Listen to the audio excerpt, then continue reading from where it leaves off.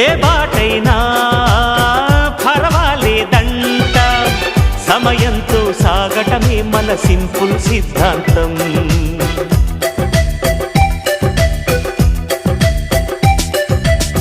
చిరుగాలికి పరిమళమిచ్చే సిరిమల్లెల వనమై ఉందాం, గగనాన్ని నేలను కలిపే హరివిల్లుల వంతెన అవుదాం.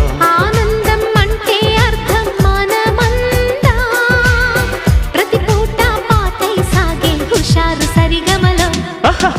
ఎన్నో ఎన్నో రాగాలుండే సంగీతం కాదా, చల్లకి నవ్వుల కేరింత.